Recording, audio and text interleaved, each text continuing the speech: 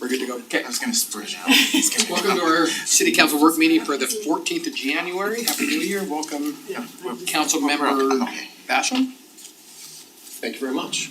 First initial, first rule for your first 2 months, you cannot comment. Are we supposed to clap? It'll make things go faster. It's not personal. It's just that we all have them. I didn't hear a second. We're gonna jump right in and do a review of this evening's agenda. Any changes? Okay, future agenda items, anything from council or staff? We were approached by Harriman High School and Mountain Creek Middle School that would like to come do a Chinese New Year presentation in the council on January 28th. You're up for it. Let's keep it short. I see them when they do a South Jordan. Yeah. Pretty cool. So is that something you're interested in having them come? I think it'd be fun.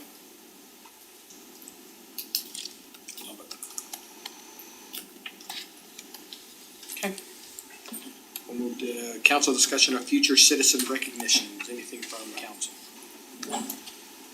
Okay. What is 2.1? Fiscal year 2027 and 28 budget discussion, revenues and debt service. Kyle. Thank you, Mayor. You want me to ask my question? Sure. So I did send out an email to council just from a planning. 2 of you are probably new since we had that last discussion about using the 10-year average of the CPI. That's what we were planning to use, and so just kind of, we need that so we can prepare the budgets for the next work meeting. We were talking about that, the number actually came out yesterday, so we're always kind of on a tight time frame. We just want to make sure that you're still good with the 10-year average. Unless you can always change it later, but that's what we'll move forward with the 10-year average. Okay.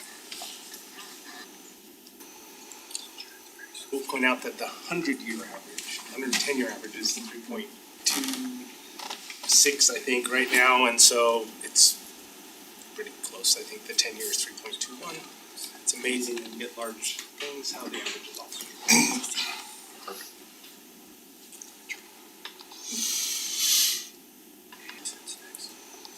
Okay.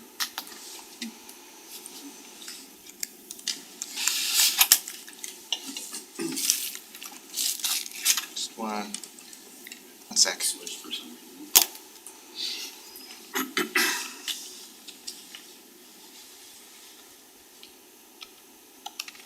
I'll just turn the time over to Trevor. He can talk about all of this. We need more.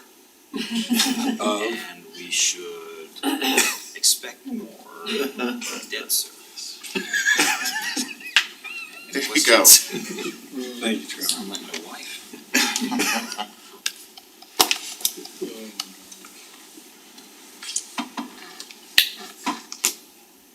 I need more so I can spend. Here we go. Excellent. We need to adopt shopping math, Kyle. You always have money. Okay, thank you, Mayor. So tonight we're going to do a review of revenues and debt service. I will try to be cognizant. We have 2 new council members and try to explain things a little bit more. But of course, feel free to ask questions, of course, all the council. And if we need additional discussion, we can certainly do that too. So first, we're going to discuss the general fund a little bit. So the general fund is the fund that really houses everything that doesn't have a separate home. This is usually what you would think a city government provides. So our largest departments in here are parks and public works, with the exception of the utilities. So the water and stormwater fund have their own separate budget, which we'll discuss later. Police also has its own fund, since it has its own taxing source, same with fire. As you can see, so for 27, we are expecting an increase of about 1.4 million. I know the chart's a little hard to see. It's really coming from 2 places. One is intergovernmental, specifically our Class C road funds, and then the second is sales tax, and we will discuss sales tax in more detail later. And we have factored in some of the new commercial developments that are coming, the larger new commercial developments.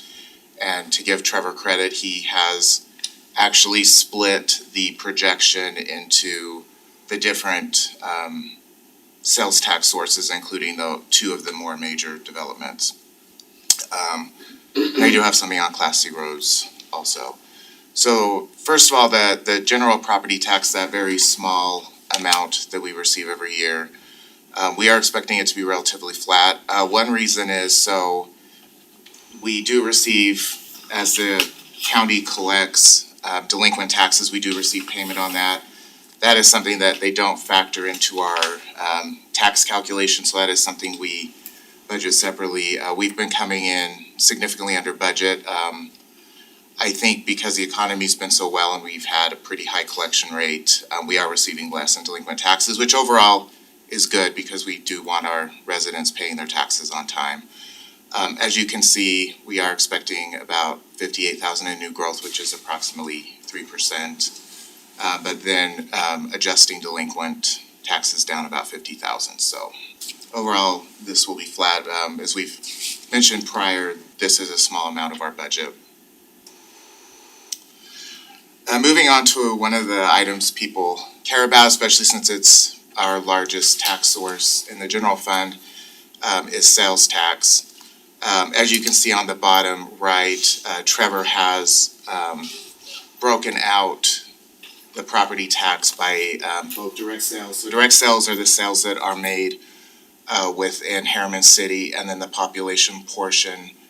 And to go back a step, how the sales tax actually works is, excuse me, out of the, I believe it's 7.45% now, if I remember correctly, 1% of that comes to local government.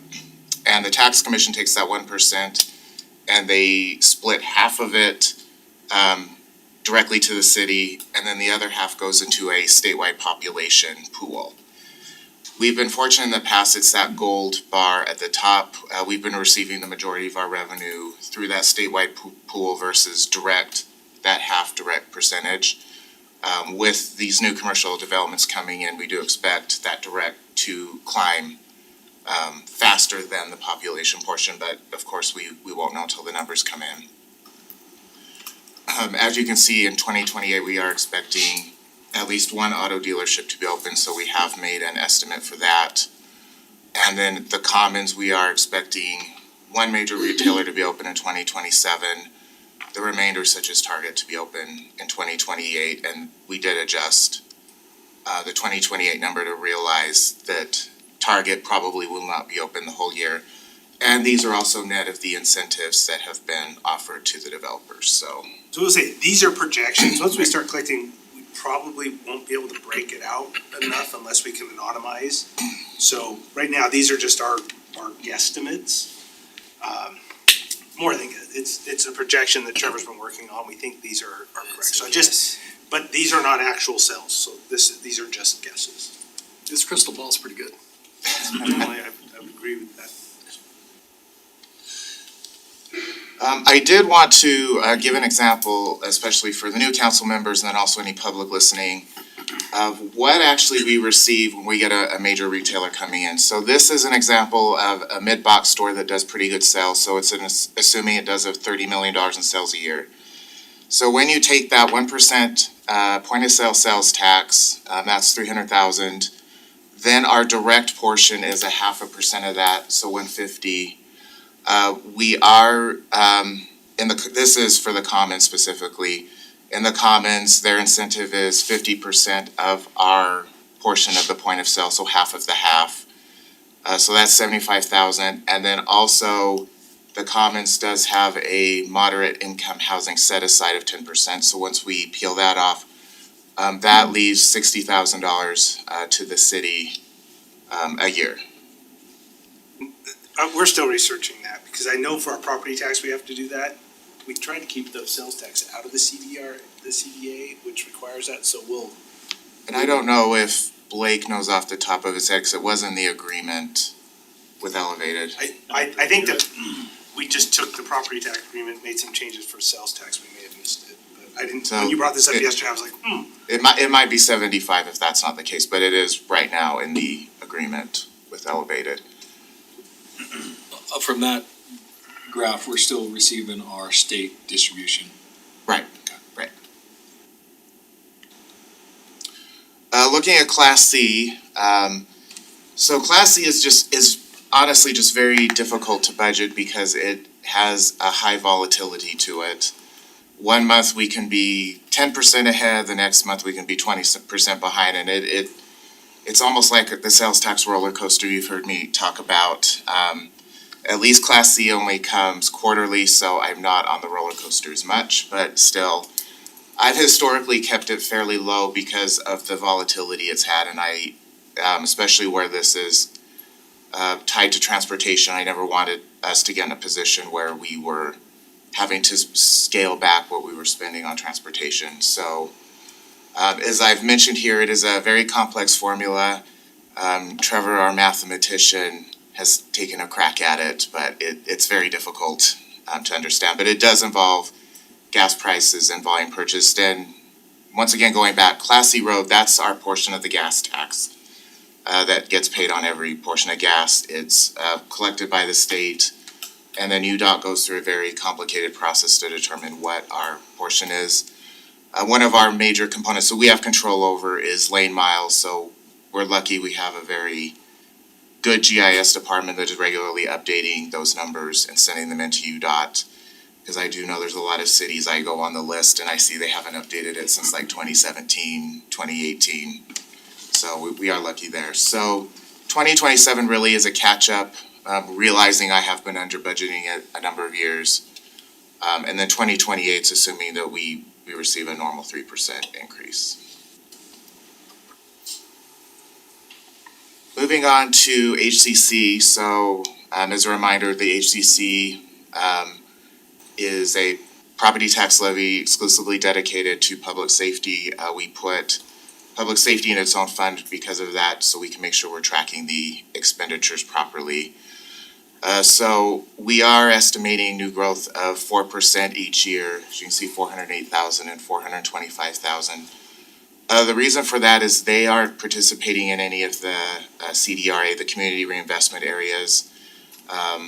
With the fire and then our general, they are participating, so a portion of their property tax actually goes into that redevelopment area. It will make more sense when we go over the CDRA. You can see that the revenue coming in on that. And then just as a new note, as we've discussed prior, we did receive council directive to restrict the new growth funding specifically for new officers or expenditures related to new growth. So that fund is projected to be at 1.4 million at the end of 2028.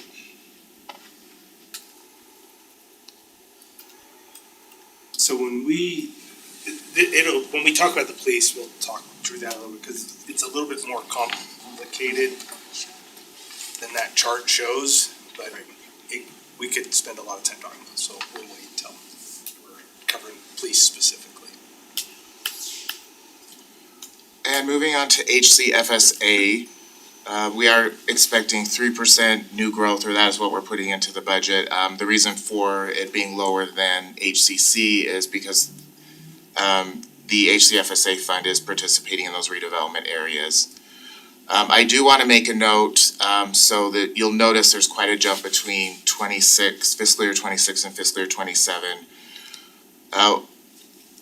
When the HCFSA fund started to participate in the redevelopment areas, which was last year, was the first year, I made an estimate on how much our property tax would be reduced by moving it over to the redevelopment areas, and I grossly overestimated.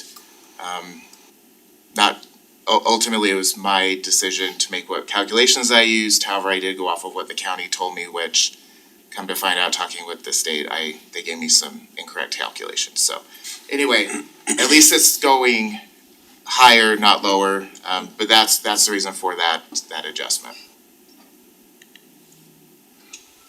And then moving on to impact fees.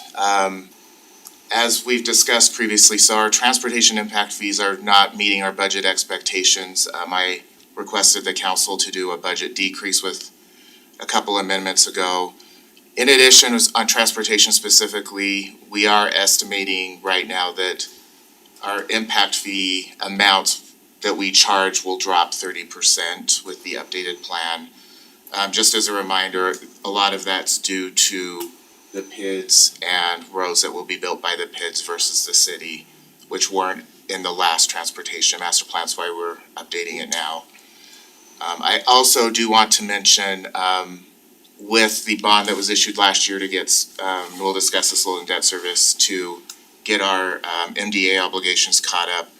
We are anticipating 1.4 million of impact fees to go towards debt service. However, and I know the chart's very small, we're only expecting approximately 1.2 million in impact fees next year. So most likely the general fund will have to make up the difference. We are, just as an FYI, we are tracking when the general fund's having to cover things in case something happens and there's excess money in these funds, we can transfer it back to reimburse the general fund. And then a couple other things. So the public safety impact fees, as you may or may not remember, that those were updated a few months ago. And then the park impact fees are in the process of having their fees reevaluated. The park impact fee debt service, so that's the portion of impact fees that can be used for debt service. Right now it's 40,000. However, as we talk in debt service, there is a second bond that's anticipated to do the remainder of the MDA obligations, so that number will increase because the majority of those projects are park related. And then moving over to the water fund, just as a reminder, so in fiscal year 25, so last year, the council did approve a it's supposed to be 16.5% increase. And then we just, the council did just approve a 6.5% rate increase that went effective in January, and that was doing a thorough review of the water fund financials and seeing where it was at financially, and determined we didn't need the full 16.5 the consultant recommended. Looking at water sales, last year, as you remember, was an extraordinary year. So it made it a challenge doing a projection, because we didn't want to use that overinflated number for future increases. So we went back to the water rate model and then used what the water rate model with our adjusted increase tells us we need to collect to stay on track. So that's been what's been put in that budget. And stormwater fund, so Trevor did some modeling and has determined that just due to growth, we would see a 3.5% increase. That's assuming that rates stay flat or stay at the same rate they are now, and then 2028 would be 3.4%. And that's largely due to historical growth within the fund, where those numbers can come from. And finally, shifting over to debt service. So first, I just wanted to point out, so the amount of bonded debt, so that's debt we've issued bonds for, is about 77.7 million. We do have some other debt that shows up on the financial statements. We have one note payable remaining for some vehicles we purchased 2 years ago. As we'll get through the budget process, staff is hoping we can move more towards a vehicle replacement models where we're putting money into a fund every year, and then we can just buy vehicles as they're needed, and eliminating these note payables. One caveat with those note payables is we're susceptible to whatever the market interest rates is. We were planning last year to issue a note payable. The interest rates were close to 6%, and our financial advisor, and I agreed with him, said, if there's any way you can find a way to cash finance this, I would recommend that or another option. Luckily, we were able to cash finance what we were planning to put in the lease. You'll also see capital leases now on as debt. They're technically not debt, they're long-term contracts. I just point that out because it is one of those weird accounting things we have to do. We also have compensated absences of about 3.3 million. So what this is that at June 30th, this is the amount of sick and vacation leave that employees have accrued, that if we had to pay it out on June 30th, that would be the amount we'd have to pay out. And then finally, you will also see a pension obligation of approximately 4.4 million. that would be if the pension system had to be liquidated as of 6/30, that would be the amount, the city's amount that we'd be short. And it's interesting, and I could probably spend a full hour just talking about the pension system, but the way they calculate the city's contribution is on a long-term approach. The way this is calculated is on a very short-term approach, so the two are competing against each other. But I will just note, we have a very well-funded pension system. One of the tiers, there's a tier 1 and a tier 2. The tier 1 is actually almost fully funded. The tier 2 is around 90%, which for a pension system is pretty good. That's great. And then if I can interject Sure, on that one, absolutely. that's not something that we're really ever going to Right. pay. That's Right. just something that the legislature requires us to show in our, basically on our Yes. books if the worst thing happened. And really I show that because if you open up the financial statements after my exciting presentation tonight, you're just gonna wanna delve into those, and you see that line, you at least know what it is. So, next to debt service, I've broken it out by the pledge source. It is important to note, just because it's pledged with sales tax doesn't necessarily mean we have to use sales tax to pay the debt service on it. That is, if we don't make our payments, they will, the bondholders will come for our sales tax because we pledged it. So first, the 2015 bonds, so they were used to build City Hall, Crane Park, and Harriman Boulevard from 60th to 64th West. We pay about 2.1 million a year on that bond. As you can see, we have about 18 million left. We have a little bit to go on that one. 2035 is when that one is mature. And then I list the funding sources. So we do get a little bit from development services, so from the building department. So we do charge them essentially a rent every year.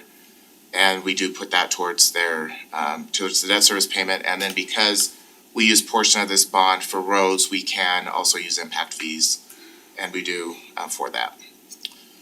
The next bond was in 2021, and that was for the portion of Main Street that was reconstructed. This is $800,000 a year, but we receive an allocation from the state for that, so it's paid for by that allocation we receive. And then finally, the new bond we issued last year, so that was essentially to cover MDA requirements, mainly in Creek Ridge, but there were portions for Mountain Ridge and Olympia. As you can see, our yearly payment on that's 1.3 million. We just barely issued it, so we still owe almost the entire amount, 16.3 million, and that's a 20-year bond. And then we, out of that 1.3, almost a little more than half, we can pay with impact fees. And then just one important note, our city manager always points out, we can pay it with impact fees, but we have to have the impact fees to make that payment, so. The next two are for actually the town center area that we're in currently. So they're actually both, one's a tax increment bond and one is a special assessment area. What a special assessment area is essentially when the bond was issued, the landowners, which there was only, I believe, one or a few at the time, I can't remember off the top of my head, they agreed that they would make the debt service payments on the bond. Through agreements with the city, however, because of the tax increment this area is generating, the city's actually making that debt service payment. As you can see, the funding source is the CDA, and that one ends in 2029, so that one only has a few years left. And then the tax increment bond that was issued, it was actually issued, the original SAA was in, I believe it was 2006 or 9. Yeah. I'm forgetting things. And then the tax increment was a few years after that for more infrastructure in the U Road that goes around City Hall. Okay, and then here is a list of future potential bonding needs. I do caveat this is just the staff's proposed capital improvement plan. This has not been approved or recommended by city council or city leadership. Some of these we have discussed with you and some of the costs, but not all of them, so I just wanna make that clear, especially for anyone watching online. So the first one is we do have the remaining MDA projects, which is approximately 12 million. Next is a public works complex, which I know a couple meetings ago, you did see some schematics of what Public Works is thinking on that, and that would be in two phases, so phase one would be approximately 17 million, 18 million, and this phase two would be 16 million. A police station at about 21.5 million, however, that estimate's a few years old, so it may need to be updated. And then any future fire stations, as you are aware, we were able to cash fund Station 103. I do need to update our financial models for the fire district, but the next station right now would be partially cash funded and probably would need a small bond, and then any stations after that would probably be fully bonded. As I said, those numbers need to be updated. With that, are there any questions for me or city staff? So overall, once I was actually expecting our new money in the general fund to be much less, so I know there's a lot of needs coming up, but it is better than what I was initially expecting in December when people were asking, so. It's not all bad. Looking better, thank you. Okay, guess we're gonna be quiet tonight. In text work. Stop looking at me. I just That sorry. was very thorough. For you. Okay, thank you, Kyle. Okay, Just for the Bryce has- record, when you say it, that's what jinxes it. I know, and I say it every time. Okay, we're gonna give 5 minutes now for 2.2, discussion regarding the proposed transportation master plan and impact fee analysis. Bryce, he knows he has 5 minutes, we've talked quite a bit. Thanks, yeah, so we've been working on the transportation master plan update for about the last 8 months. So we're at a point where we're ready to finalize and go towards adoption of the new master plan. Now, so this is kind of the last check-in with council to, get last feedback before we come back for final adoption. There will be a step of going to planning commission to get a recommendation, but then we'll come back to council for final adoptions.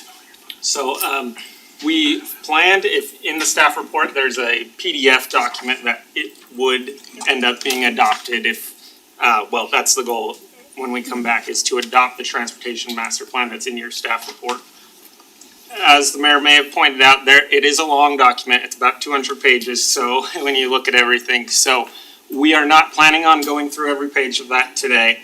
We are planning on using the tool that our consultant, which I'll introduce them in a second, created, which is on our website today, actually. And it's a story map that kind of takes the highlights or the key points from that 200-page document and illustrates it and makes it easily obtainable for the general public, for all of us.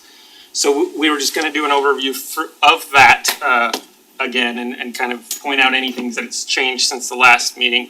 And then Kyle kind of alluded to impact fees.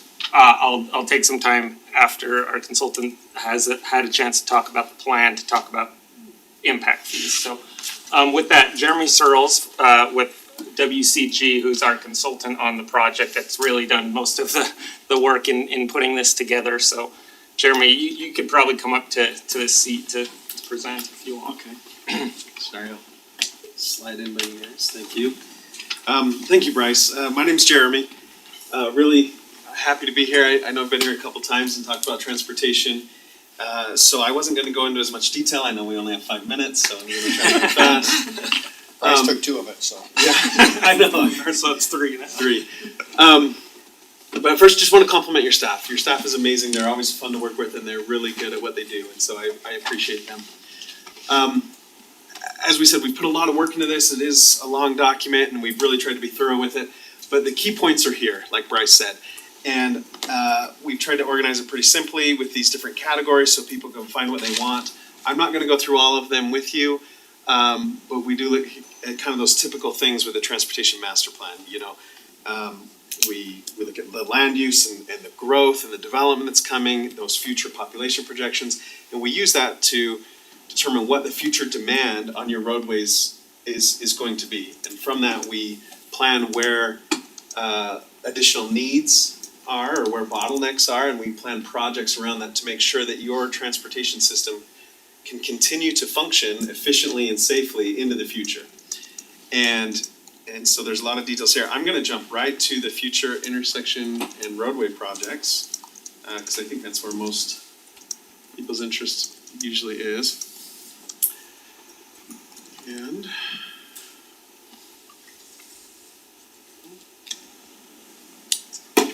takes a second to load. So here on the table, and if we click on this, it'll blow it up. Maybe we'll do that as while it's loading. And I know that's not any clearer, but on your home screen, you'll be able to see that a little better. But this is kind of a list of future roadway projects, and there's quite a few, you'll notice. And Harriman's a quickly growing city with a lot going on, and I think it's a little bit easier to see in this map. So here's kind of our roadway projects. These are split up into 3 phases. We have phases 1, 2, and 3. Phase 1 is shown in red, and you can kind of see some of those projects here. A lot of those are kind of out in the Olympia areas and where you're seeing a lot of growth. There is some widening on existing roadways and some improvements there. And then, of course, some down on the south end. And phase 1 is within the next 10 years. So the red is phase 1. Thank you. Within the next 10 years, that's a phase 1 project. And then phase 2 is the following 10 years and so on. So you can kind of see those there. So I'm gonna pause for a second and see if there's any questions on roadway projects. Sorry, I have a question. Yes. So just in the packet, looking at figure 18 and 19, so this is 2020 or 2035 roadway, like with a no build. Yep. When I'm looking at what is the new U-111 right here, it shows that we are E, or D and E. Yeah. And then when we go to the next one, which is figure 19, with build, it's showing kind of the same score. But then when we jump to 2050, it is all It's not- better. Great question. So this is kind of a unique case. So this is a UDOT project, so it's not a city project. And when we initially modeled this, UDOT was already working on the design and said, we are only widening this to 3 lanes. And Harriman, along with South Jordan and other cities all said, well, hang on, this needs to be 5 lanes, and we know that. And the state said, well, we don't have enough money for that. And so it's only gonna be 3. Okay. Okay, and so that's why it shows up red in 2035. Gotcha. And then by 2050, they had planned to widen it to 5. However, there's new news on that. So UDOT just recently got more funding from the state to do the 5 lanes initially. So they are modifying that design. That is happening right now, updating the design, and they will build it initially to 5. So that is something that Bryce and I have talked about, and we're gonna update that figure so that it shows the 5 lanes coming in immediately. Great news. Yeah, I great have a question. Yes. question. So just regarding planning process, if something like that were to happen next year, how does it reflected in the transportation plan if it's already adopted? Yeah, so that's why in Harriman, we're updating our transportation master plan so often because there are new projects coming up online, you know. We joke, by the time we adopt it, it's a year process to get it all adopted, it's already out of date because there's changes like this that are coming up. So yeah, we're consistently looking and so this one's only been 3 years since our last one, but another part of it is, as we'll get into, is the PIDs that we've adopted also impact things. So we can do small amendments if we see something like that in between a full update. And that can go towards our impact fees or our transportation master plan. But generally, because we're at such a high growth state and things are changing so often, right now, we're looking at every 3 or 4 years of updating our transportation master plan, where some of the more developed cities don't need to, update it that often. Thank you. Okay, thank you, Bryce. So I'm gonna scroll down here and we have a separate map for intersections. So again, we have a number of intersection projects here, and if you if you want more information on any of these, you can click on it and it'll say this is a new signal or a new roundabout or whatever the planned improvement is here. And again, same 3 phases, so the next 10 years are shown in red. There's quite a few intersection improvements planned over the next 10 years. There's a lot of new growth coming in, and so that's to help accommodate that. With these projects, what we do is we take these and these form what we call the capital facilities plan.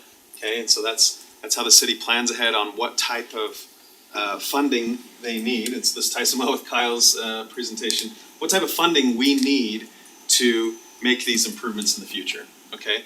And that forms the basis for our impact fee analysis. And so I think in your packet is also the IFFP, is that right? So the Transportation Impact Fee Facilities Plan, IFFP, what that does is it grabs all of your transportation projects in the next 10 years. And it has to be in that 6 to 10 year window to qualify for impact fees. And then we look at what percentage of that is impact fee eligible. And unfortunately, we can't just charge the full cost of the project for impact fees. The state law says that we can only charge the portion that is directly attributable to new development. And, you know, sometimes it's easy to say, well, we're building this road because of new development. That still doesn't mean we can charge the full 100% in the impact fees. We can only charge the amount of the capacity that they're using.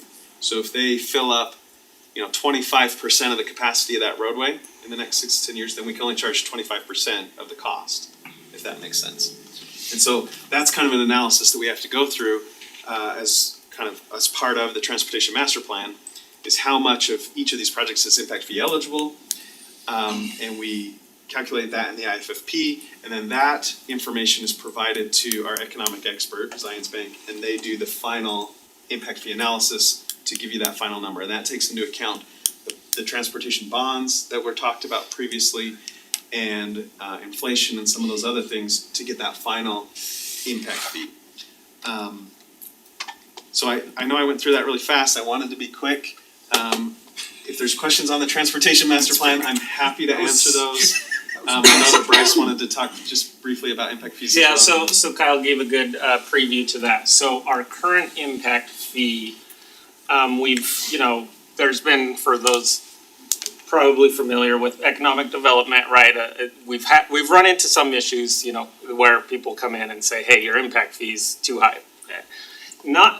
And so what we're looking at now has nothing to do with, what we've gotten feedback. We, like Jeremy said, we run the model, see how much new development covers the cost of new roads. So you would think, like a brand new road out in Olympia, for example, would be 100% eligible because it's all new growth using it. But that is not actually true, because there will be existing users that, like Hidden Oaks or Creek Ridge, that will end up using that road. And so we have, like Jeremy said, we have to take out a percentage. So almost none of our new roads are 100% impact fee eligible. So that's where we're talking about impact fees generally won't cover the 100% cost for a road that's built, or a widening even, because you have existing users there. Now, with our new update, we have adopted a few public infrastructure districts since our last master plan.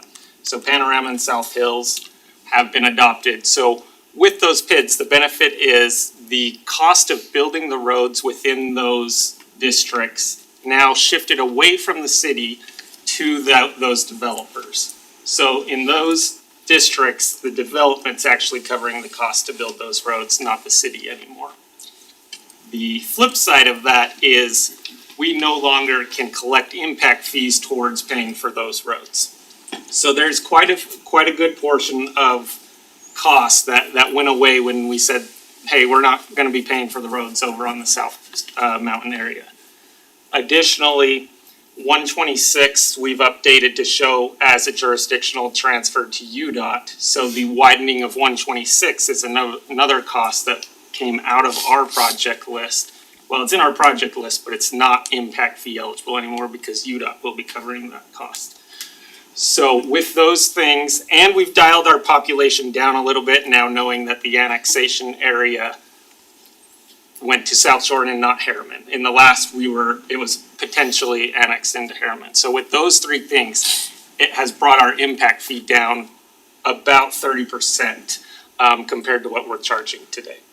And so it will be, as Kyle talked about and working with Trevor, we will need to adjust our projections and our CIP to reflect a less revenue over in the future to reflect this lower impact fee that'll be charged to development moving forward. Now, like we said, we can always look at it year to year and see if we need to make adjustments, but that is the reality of the situation, that our impact fees will be dropping, so our revenue covering some of these costs will also be dropping. Like we said, some of the cost is going away too, but that's kind of where we're at on impact fees. And if there's any questions, I'll try to answer. I've been talking to Kyle and Todd, and impact fees are very complex ideas for me, maybe not for Todd and Kyle, but yeah, they're not a simple equation to get to.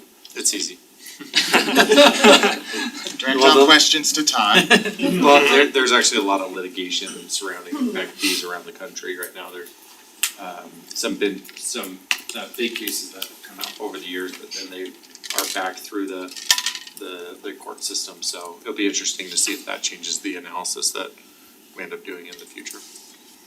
Do you anticipate fewer legal challenges with PIDs then than impact fees, or will it kind of be the same deal? I think there will be fewer, but I think the claims are gonna be different. Cause the claims that you get with impact fees is it's a taking.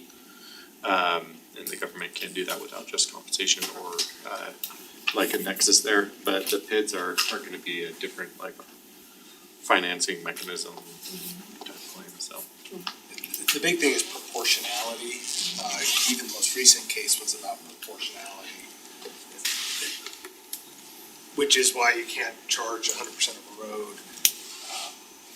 And so it is complex. It's not a great funding source for another reason, which is it's always in arrears. Right? We're always guessing what those costs would be, and when we get to them, often they're much higher than that, but we didn't collect based on that. So. Because you're not allowed to guess high, right? Yeah, I think when they were originally proposed, there was probably, hey, you can do this, and then as they started being imposed, we don't like these, and so they dialed them back, and they're not really, at least in my mind, I don't think they really cover what people think they cover. I don't know if you talked about this, transportation impact fees have to be used in a specific area, correct? They can be Where the used, funds are, they have to be used on your project list. okay, So but not a geographical area, well, in Harriman City, okay. right? Some cities do divide it up into what we call service areas. So South Jordan's an example. They have Daybreak, which has a different fee than the rest of South Jordan because they have some agreement. And even in Harriman, Olympia's a PID, South Hills area, so Wasatch, because they are building their own roads, we're not collecting impact fees from those developments. So yes, there can be service areas. Ours is simpler in that the impact fee is the same across the city, but there are some cities that'll like divide it by service area to, say, oh, most of the growth is happening in this corner of the city, we'll separate that from the established part of the city, but We had a service area, the town center was different a few years ago, and then we split it out in our last update. Then we talked about doing a different service area for the south, again, right? We were talking about that before they did their PID. Okay. That was their That's- option. that's right. You have to use the funds within 6 years. yes. Yeah, so Our problem is that with a bunch of our prior agreements, we agreed to pay 100%. We're not going to collect 100%. That's why a PID is better than an impact fee agreement in that case. One comment, Yes. where it says developer funded, those probably should say public infrastructure district funded, because the developer's not paying for it. that's a good point. Public infrastructure district is, they're collecting that from those residents, so it's not the largesse of the developer, I'll just cover that. It is, we're collecting money from these people that pay. That's a great comment. Probably had to go through that Yeah. list to make sure, cause some might still be developer. but That's yeah. true, they probably, We'll go mix. through it. Yeah, that's a good comment, we can fix that. Yeah, that is. Any other feedback. So like I said, we are planning to go to planning commission and then come back for final adoption of both the impact fee and the transportation master plan, so. And what's the timeline for that? So we'll probably go to planning commission sometime in February, depending on how the recommendation goes. I anticipate, first meeting in March is probably when we'll be back for final adoption. When you adopt the fee, it's 90 days from the adoption till you can start charging. Which in this case, where the fee's going down, developers will either wait or request. Yeah, we've been talking to Todd about that. There may be the ability for them to choose to pay the lower amount once it's adopted. I don't think the rule says you have to wait to charge the lower fee, so I don't know, but that'd be something. It's usually in going there the so other that they can direction. get their Right. projects through and not pay the higher fee, so. Yeah. It's its own, we'll There's see. two schools of thought there. Cause if you have to wait to charge the fee, then you're missing out on, you're getting a lower fee. But this way, you're collecting on a higher fee that should be lower. But there's a fairness aspect on reducing a fee too. Okay, Thank you. wow. I'll give it to you, it works. That was fast enough. Appreciate it, Bryce, Jeremy, thank you for being here. I really told him 15, so he actually was only 3 minutes over. Impressive, thanks, Jeremy. Okay, we'll move on to 2.3, discussion regarding proposed amendment to the Teton Commercial project. Blake.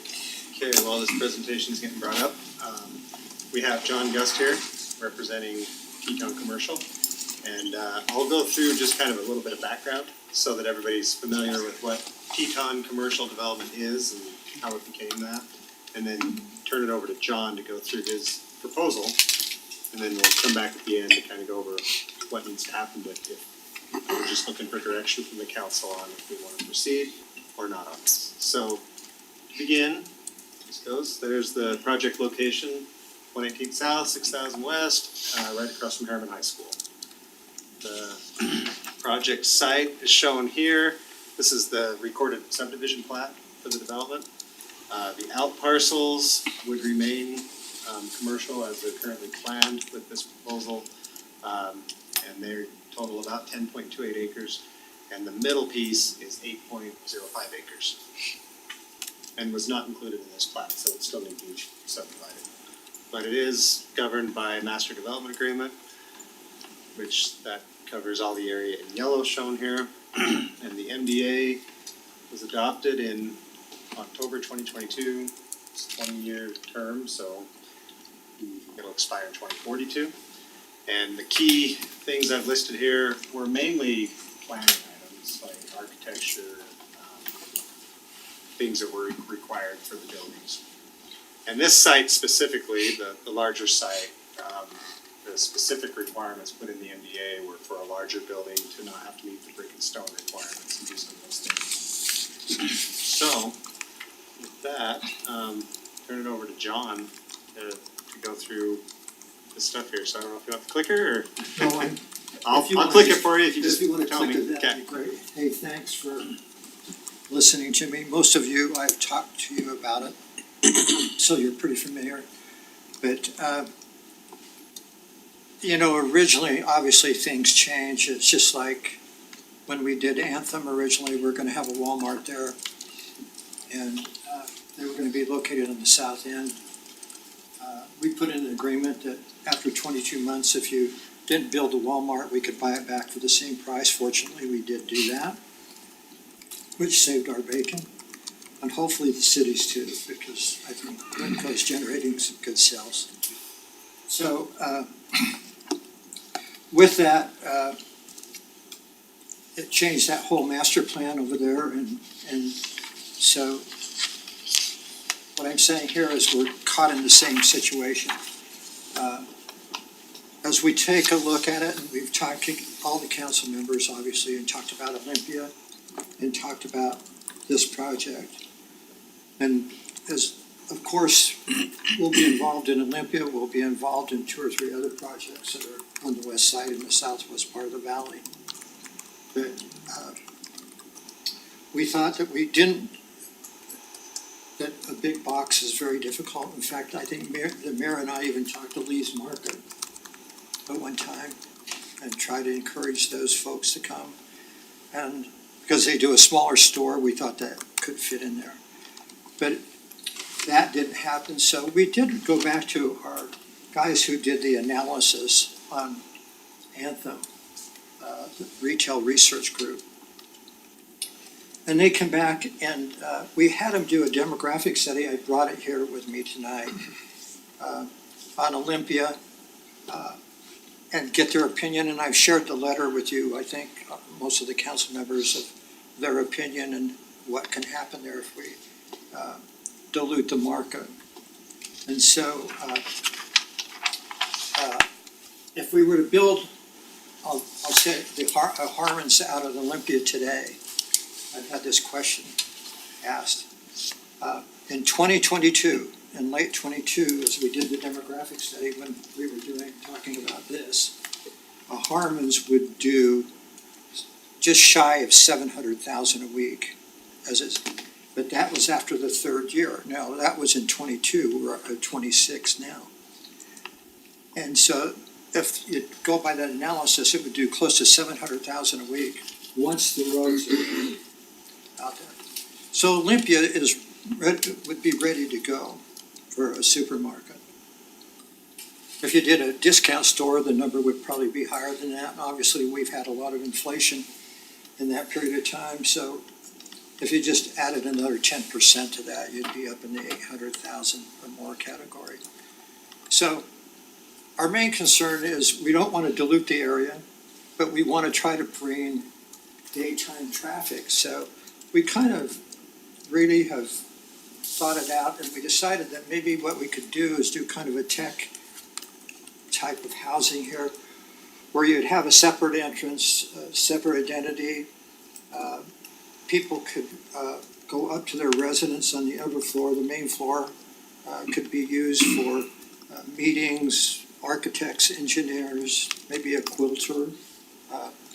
And we've done a lot of research. You have currently about 1,200 home permits where people have businesses in their homes in Harriman.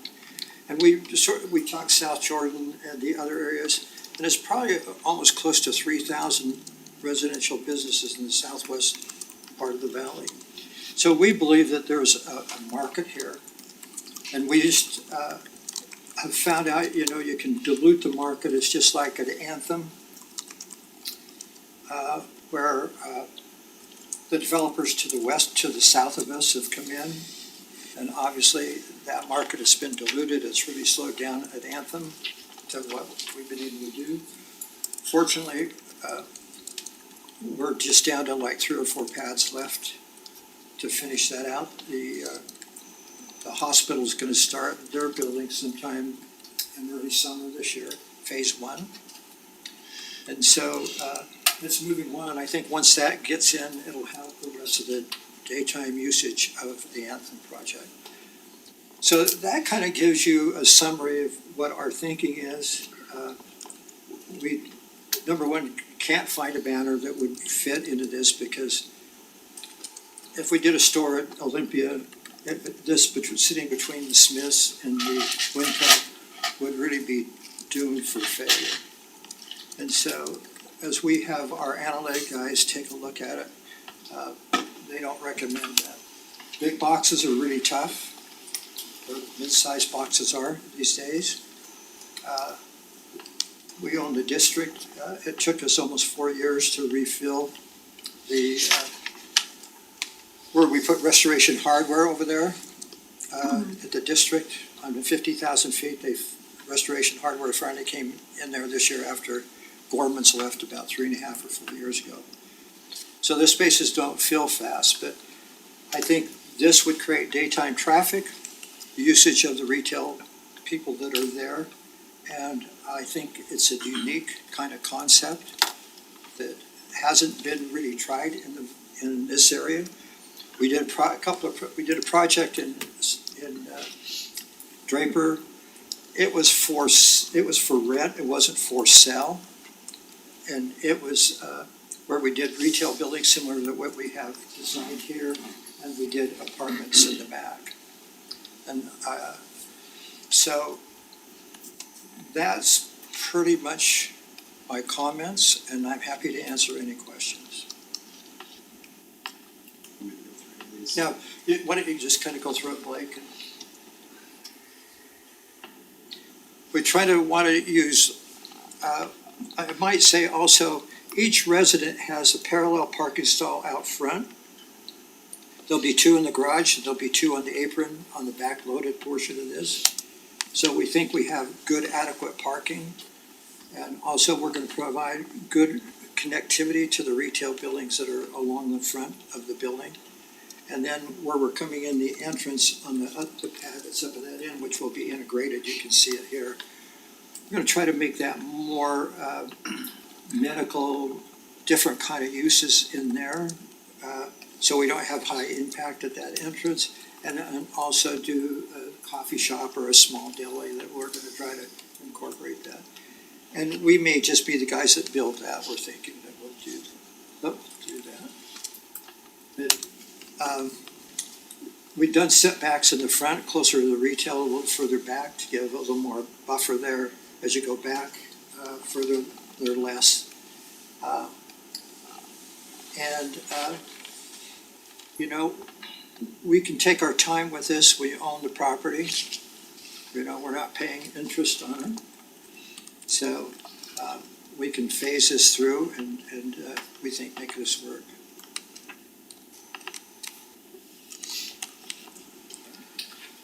Comments from council, questions? My comments are, I absolutely love the product. I feel like it fills a gap that we have with small businesses. Having operated several small businesses and still do, it's a unique concept for people that are just, starting out, trying something out with less risk. My hesitation is with this specific area and for what it's currently zoned for with the C2, and changing that and taking away opportunities for commercial in which we only have so much area to do that. I recognize with the grocers and those retailers, it makes sense that we don't want to take away from perhaps a marquee commercial area. However, I'm just wondering, what are the possibilities that might still be there in those commercial types of things. Well, usually the best thing for a shopping center is a grocery store, because you go 3 or 4 times a week to the grocery store. And that's generally what most individuals go for. But obviously, we're not going to get a grocery store here. And financially, it doesn't make sense for us to do it, and we'll just be cutting our own throat. But the other side of the coin is that, and this is me speaking from my side of point, because I'll be involved in the commercial area of Olympia. As you really take a look at the 3,000 acres that South Jordan is annexed in from Kennecott, and then you've got 1,000 acres that Doug has, and the number of residents there, you're gonna have another 65 to 70,000 people that are gonna be out in that southwest part of the valley. And so, that's where I feel our concentration needs to be, in developing a good city center there, making it really well planned and redone the right way. And if you take a look at those numbers, and probably you could do an equivalent area that you've got at Anthem, just in the commercial area, there's about 50 acres in Anthem, I think, in that neighborhood, just commercially. And so that's where my concentration is, to be honest with you. And after experiencing where you get diluted from these projects, you know, originally we felt that we came in at Anthem. I didn't look at Anthem as an A site, to be honest with you. But as we brought the demographic guys in and we had them look at all the areas, we own 106 in the Mountain View corridor. We have 30 acres, or almost 40 acres there, over there. And we've held off because of what we're doing at Anthem. And we feel the same way. We have other projects, that we can do in Shoreline. There's a couple of sites, 118th and the new Utah 111, and 106th and Utah 111. But our concentration is going to be at Olympia. And I think that Doug and that whole group wants to work with the city and make it a success. And so, as you know, the guys who have brought pads there have had difficulty filling them, and it's really slowed down at Anthem. And I'm sure the market will change as soon as we get more clarity from the federal government on what they're gonna do with tariffs and everything else. But right now, it's really, really slow. But all that aside, I think what we're presenting here works. And I think in the long run, it'll be best for the city. And any other users that we would put in there, I guess you could do a gym, a workout facility, and that's not gonna be a great retail resource there. They take a lot of parking, so when you do one of those, and we wouldn't build it anyway, they'd have to take on that responsibility themselves.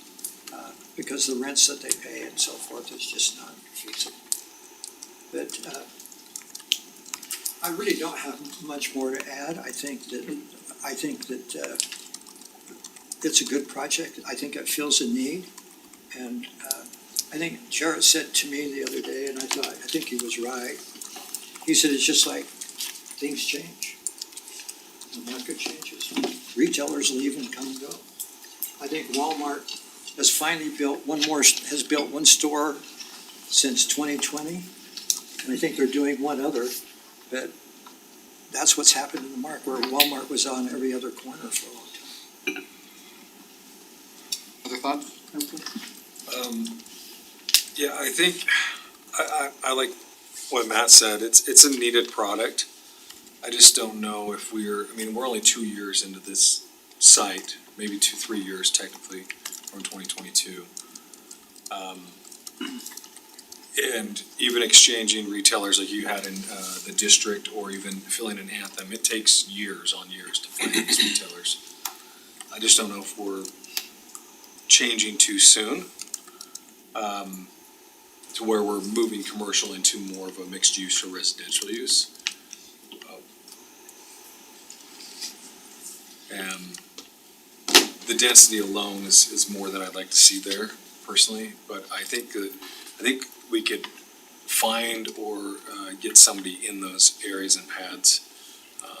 The location's good, not for a grocer, not for a big box, but I think there's a lot of other commercial entities that could fill that space.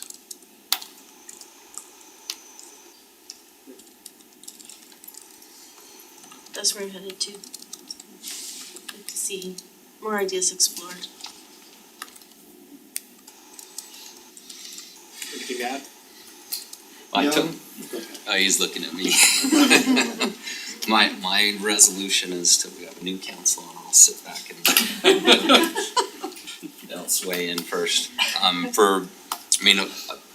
John and Olivia, we've known each other a long time and one of our best partners for this stuff, and we always have good conversations. And my comment of things change, absolutely, right? When we first kind of laid this out, wasn't just 2022, it was several years before that. And yeah, we're looking at, it makes sense for a grocer there, but that was before another major retail area, to the west that we're working on. So yeah, I think that part of the economics has changed. You're not gonna have a big anchor like that.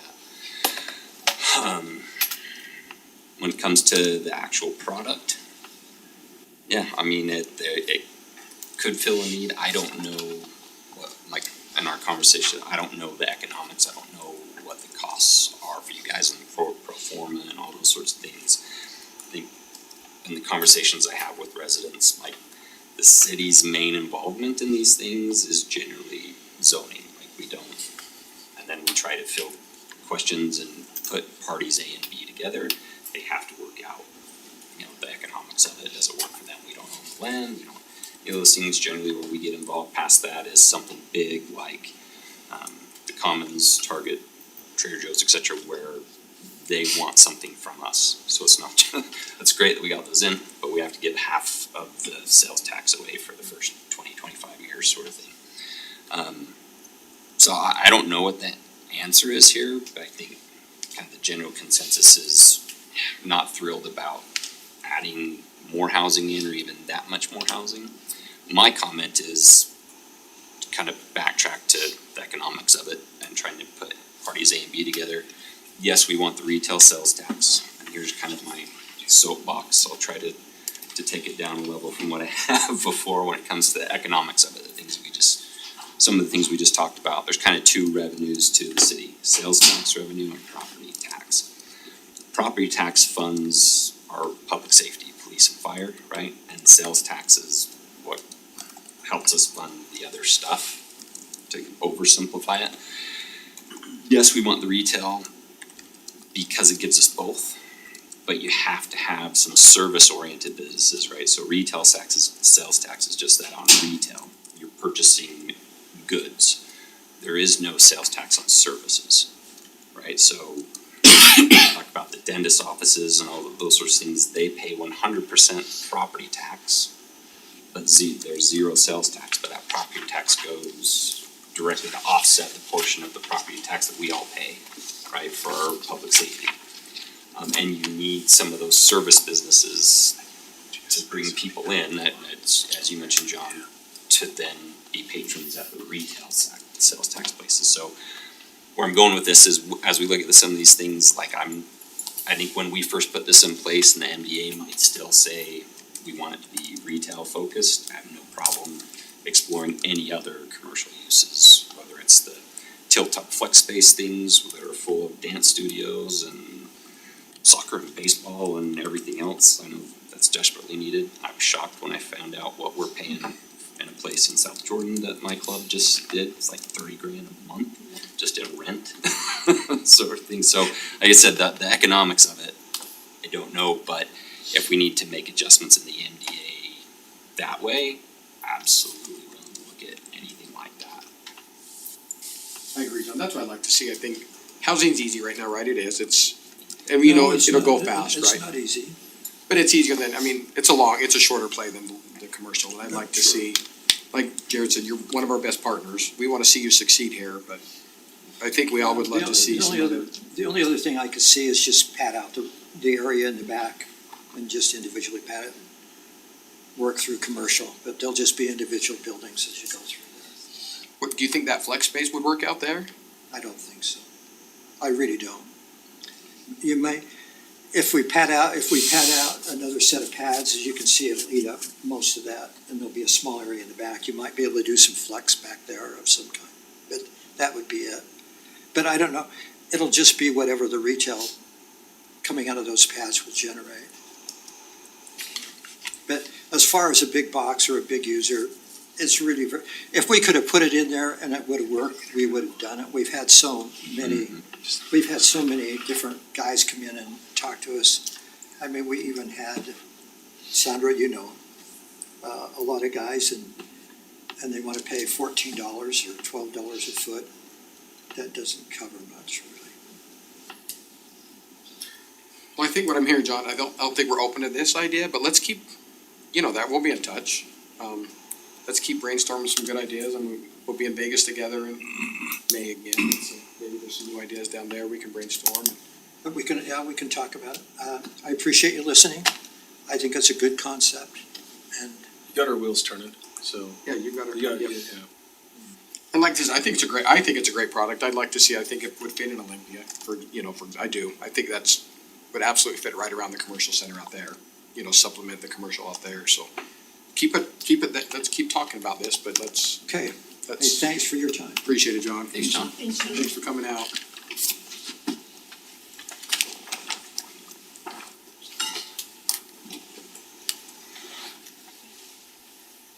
Okay, we'll move to 2.4, Harriman General Fund Grant Criteria Discussion. Wendy? John's gonna pull up the application, it was also included in your packet, Yeah, well, yeah. no, there's no presentation. Just a general discussion, if you want to see more information collected, different information collected, how we can update our application, for 2026. Do you have any recommendations? How's it working for? It's working great for what we need, but if you want more, what's the right word? Criteria built in to make it tougher, then we can do that. Kyle and I worked on it, we kept it simple for a reason, and most of the other ones that we've looked at are very simple. The budget spreadsheet came from, I believe, a county grant application. Communications helped us just put it in a format. Last year, we received 4 applications. The council elected to just fund Friends of Harriman with that money. We've had 90,500 every year for allocation, depending on the budget.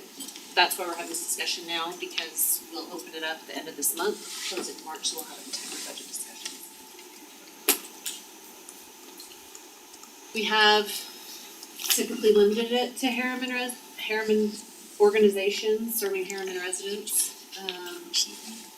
So, I don't see a, entity type.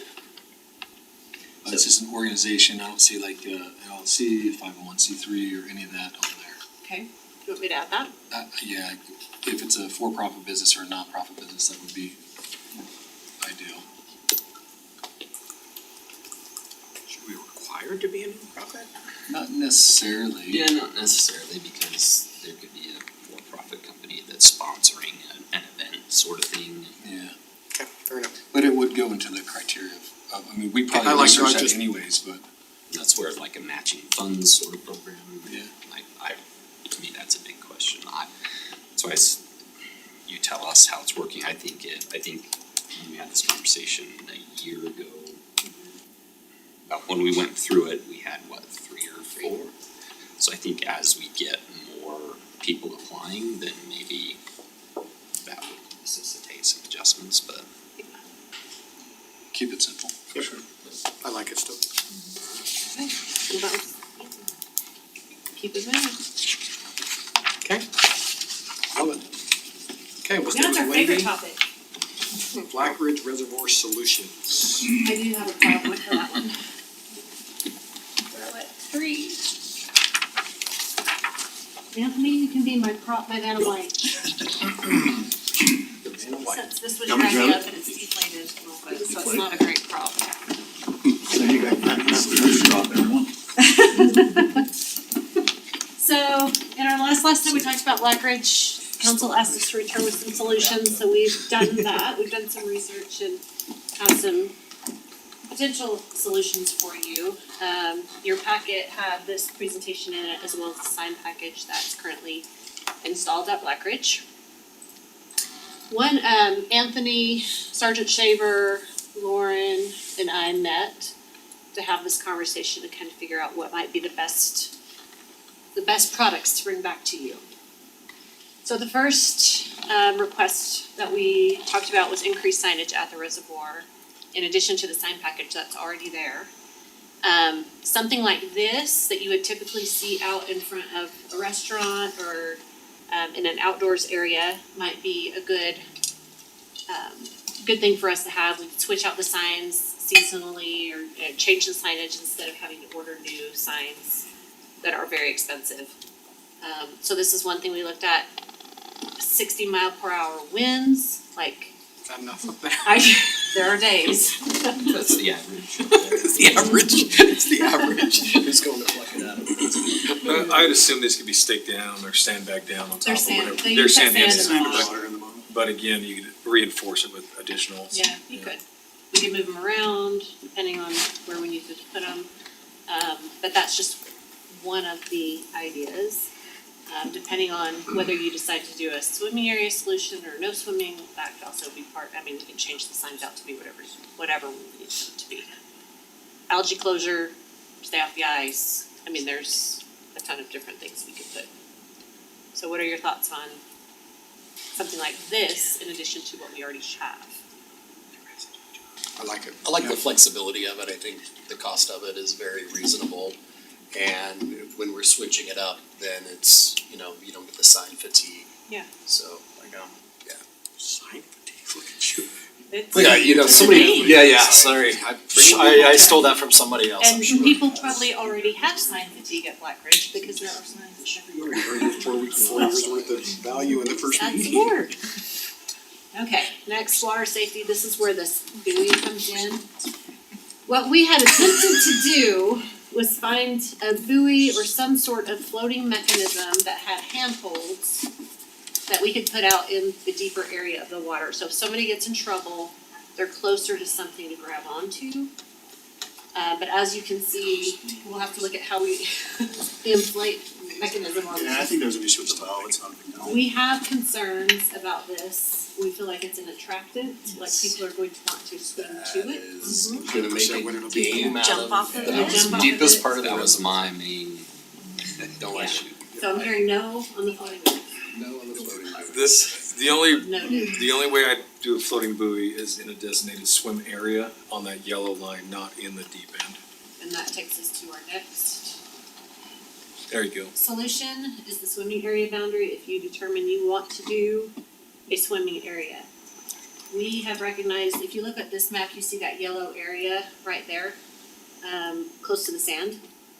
That area is the wall area that retains the sand. Justin, do you wanna talk any more about that area? Or Anthony, one of you can. Yeah, it's just essentially a retaining wall. I think the idea was to keep the sand from migrating further down into the water, and that's really its intended purpose, is to keep the sand in place. Right now, the sand is up to the top. We talked about potentially pulling some of that back, but yeah, that's why it's there. And then after that, sorry Wendy, No, go ahead. after outside of the wall, then it starts to slope off more drastically and get deeper. What's the average depth of that, where that wall is, Karen? It's about 4.5 feet when it's full. Doesn't it change? When it's full, so when it fluctuates in the summertime as irrigation's used, but at the high point, it's about 4.5 feet. And then as far as the slope past that, like roughly maybe let's say another 10 feet out past that, what do you think our depth is? Like, is it Grand Canyon. is it a pretty, And so the deepest portion of the lake is 19 feet when it's at full. So following outside of that, that's rock riprap, and it falls off at like a 2.5 to 1 for about 20 feet, and then it slowly slopes to the bottom. Now, we did, let's go back to this discussion. What do we feel about a designated swimming area with the understanding that there's really no way for us to enforce this as a city? I do So not like it. my, since I'm the one that has brought this up before, for me, it only works if it's all or none, right? So you can get in the water in this area and nothing in the rest. I don't think that, for me, it's not so much an issue of enforcement. I mean, people are gonna do what people are gonna do. And yeah, it takes a while for them to get used to it, but if you allow one activity over here and one activity over there, there's no point in doing that.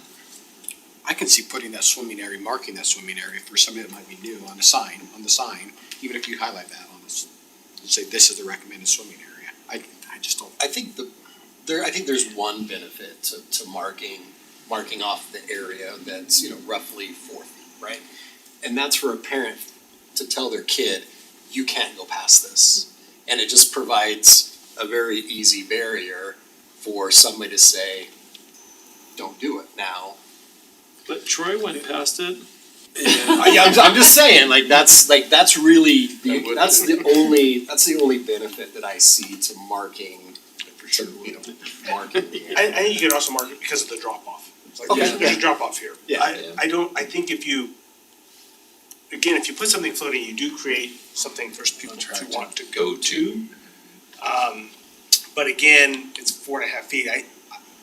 What I'd hate is have people running out there, it's only 4.5 feet, but whoa, now it's not. Now it's 8 feet and I just stepped off the edge. So I think you could do it.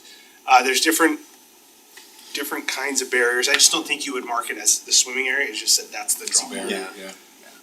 I like the idea of the marking of it. Limiting paddleboarding or kayaking on the other side, I'm open to that. Life jacket, mandatory for that, again, enforcement. Most people will obey the signage and the laws and the restrictions if we hammer it, pretty upfront. But, again, this time next year, they're gonna be more lackadaisical about it. They'll get used to that drop off, so, I don't know. I think you'll have So- vandalism with this too. Of course. Oh, 100%. If we designate it Depends on as that, right? Yeah. just a warning, instead of this is the swimming area boundary, we just use different language to say there's a drop off here, right? That's what we're saying. Do you, For that sort of thing, I think, yeah, you're talking, I don't like this sort of a system in general, cause it's, yeah, you're creating something for people to go to. You're talking It's about the maintenance. inflatable It's of it. maintenance intensive, et cetera.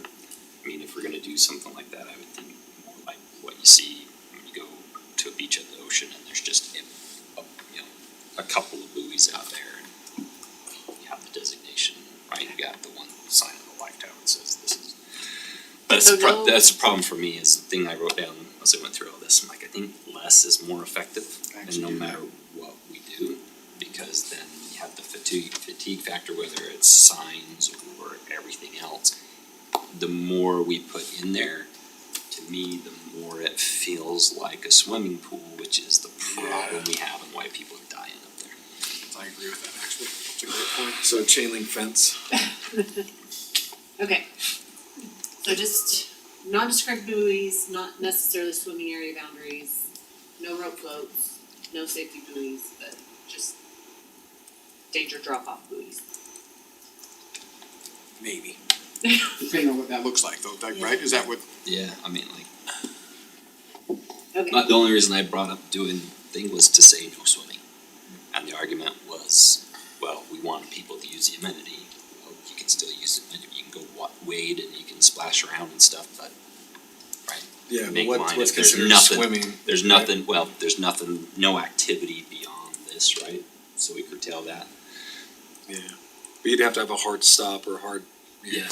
Right, so it's, to me, less is more effective, everything else is, I So I think, need- going the opposite direction of, it feels like a swimming pool, and it's not what it is, that's where we have a problem up there. So I just would like a little bit of clarification. Are we allowing swimming out in the deeper area, or are we not allowing swimming? For me, if you're gonna allow any activity, Yes. you can't distinguish between them. Okay. well, and it's tough, cause we look back at why we put this amenity in, and then we talk about change and consequences of that activity to today, so So, either it's all or nothing, right? so we're allowing Right. paddleboards, kayaks, swimming, but just delineating that area. But we're also saying that we are enforcing the laws with regards to life jackets for paddleboards. Cause that's a state law, from what I understand, in doing research on this. The one- I'm Well, sorry, Is we it can- We paddle- can't enforce it though. But We can we, sign it. but it, For that. but it's a state law, correct? I don't Is that what believe- you understand? No, What is it? it may be a state park Rule rule for state water. for state Okay. water. That's where I Any found information is on Jurisdictional state transfer park. this to state So water. if you put a paddleboard in, it's a vessel, right, Wendy? Oh, A I, paddleboard Yeah. is a vessel. Yeah, And it has to be clean and all that other stuff coming out of there for the clog of mussels or whatever. But I don't recall on this type of water that there would be a There mandatory. were some changes not too long ago. They're supposed to do a safety There were, course, there were some right? changes, so perhaps there is now, but I don't recall it being mandatory. I've been at several reservoirs where there's paddleboarding and kayaks I've and never- people are not wearing. I've seen them like at Rockport and those places where they can get out further. I've seen people wearing them. I think there are some rules on cleaning the vessels now, but I don't know if there's anything that requires. Again, a life jacket. So People, it's- they just have them in their boat with them, they're not even wearing them half the time, so. there was some When it comes down to it, when we're talking about a matter of enforcement, if we're going to do those things, that has to be something we consider, correct? And enforcing that would be awfully hard. We would be putting people up there for that purpose. But it also has an age restriction, 12 or less has to Yeah, have. I'm just looking at Doesn't have to. recreationutah.gov and it talks about paddle sports requirements. Each vessel must have at least one US Coast Guard approved wearable inflatable life jacket for each person, so it says, so there must, But so you don't have to have it's it on. considered a vessel, but you don't have to have it on unless you're 12 and under. Yeah. But it has to be, Yeah, they changed On the the vessel, Yeah. was it last year or the year before, Yep. making them a vessel. Boat, Yeah. paddleboard, kayak. But But again, enforcement, like how, Yeah. we're not gonna be up there every hour. I don't know, You can't force people to use common sense. to me, none of this makes sense, cause it's canal water, I wouldn't get in it, Yeah, but. I just, Just doesn't make sense to me, but for others that wanna swim in it, I guess. We do not currently have any of these. to me, again, Up swim, there? it says swimming. It's too No, but I still far, think you need to have an right? emergency. You don't have, I mean, if you go to, say, Rockport Reservoir, you don't On have your these own. around. And all of the police have, We have throw bags in our Throw cars, and again, it's a matter, and I mean, we could How put one far? on the concession stand, but up top. It'd be gone overnight. which, that's, you're not Look lifeguarding inside. it though. Who would have access to the staff? So one of the And how would challenges, you it's get it out such a there? far, I mean, it's it's such so a far. big lake, you're not Yeah. gonna just find anybody who can throw it that far. I mean, I get that it's No. really, I mean, and throw bags are used for swift water typically. We had them in Canyon when I was in search and rescue, so. I went back and looked at, tried to pull up all the media on like the drownings to get an idea of like what's happening. And has there been 3 or I wanna say 4, I don't 4? know. I think there was 4. I think it's Fatalities Is it and three? some Yeah, other close and then I think calls. there was one kind of close call with a child. And in reading that, I think all except for one, the way it's described is they're fine and they're gone. They're under. And we just can't find them. So having, a ring, I'm not saying moving forward that can't change, but statistically the situations we're getting up there, and unless they're, 20 feet from shore, But then they're still in deep, deep water. yeah. That time. It's Well, just- when that happens and our first responders go up there, remember, we're risking their lives to go Yeah. out and Yeah. help these people that are in the water. So that's something to consider too. And it Do only it. takes 2 inches of water to have an That's incident, right. so. So I'm hearing no on these. Okay. Life jacket loaner programs, this is Nathan's No. favorite program. I think they end up looking trash. Same. And then you got, if you're not inspecting these jackets, Add are you adding, buying liability you didn't have before? So I'm Yeah, hearing, The No. attorney just made, the decision. So The way the- he shook his head. The one thing I like about this is the visibility, and I think it keys people into the awareness that it's, they need to be careful. And so what I don't love about our signs is they are super busy. And I would love to have a sign that all it says on it is swim at your own risk, and maybe like a hut like this that has all the other stuff about algae and swimmer's itch and whatever. And, so I'd like that to be considered, like a hut like this, where you could put all the extra information and say, we signed this, like it was up to you to stop by this little hut and read it. Or even like But, like- right at the entrance, like a warning. Yeah, and then, but like the signs, when you get around to redoing them, cause I mean, they sound like they're expensive too. Right, but the signs, that's all they say on them, swim at your own risk. Just to play That devil's was- advocate a little bit. That was my comment on the signs is that, that nobody's gonna sit, I mean, I read through each one of these, like, holy crap, who is gonna go up there and read all of this, right? So I think you have to break them up and you have one topic on one sign, sort of thing, and yet I think less is more effective. It's an open body of water. Everything we do like this, that makes it seem like a water park. Well, I think it makes it seem like a trailhead, that's kind of what Yeah, I. but when was the last time you saw No, the that, trailhead? but- no, I mean, I the- read all the I'm saying signs, the but life, I know, I'm saying the life jacket exchange Oh, thing true, makes yeah. it seem like a water park. having the hut with signage there, and then you have a handful of them around, but limit the message on each one. Yeah, totally agree.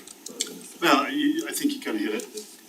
I was just gonna say for enforcement purposes and for the staff up there, if you just had one central location with all the rules and regulations in it, it makes it a little difficult for the staff to say, hey, you're not supposed to have dogs on the beach because it's on the sign, but the sign's way over there, I'm sorry, you probably didn't see it. So if you can have them in different locations still, then that would make sense, but to just have it in one central location, it makes it difficult It for them to enforce that. doesn't cover you enough. Right. Then, okay. But having these modular signs down on the beach before they enter water, and there's 4 or 5 of them across that beachfront, huge warning letters, I don't know. There's a swim your own Warmer risk. water equals more parasites. Well, so we did those signs not too long ago because of that, right? We're getting complaints, it wasn't about safety in the water, it was swimmer's itch and algae and Leeches. leeches. And so Sounds people need to good. remember, this is a secondary irrigation reservoir, that's what it is, it's not a pool. So we put all those signs up and I think they get a little busy. I think the most effective sign we have in our package is one that says no fishing, cause that's all it says. Right. No fishing, just And nobody pretty fishes. easy. So, At night. Well, maybe, you can fish at night? I didn't know that. No, there's people that fish at night. Is it too far to take it, swim at your own risk? 4 people have died. What if Yeah, what if you well, just I just say- think you just put swim jump. what if you don't even put swim, you just say enter at your own risk, warning. I mean, it's in your face, but, I don't know. I don't wanna have to then change it. Fair enough. Yeah. Say enter at your own risk or swim at your own risk. I just think there's a really big element of personal responsibility and it Yeah. doesn't look like a swimming pool to me. I mean, but so anywhere you go, whether it's Utah Lake or Tibble Fork or Deer Creek, like, you're responsible for yourself. And so we should sign it.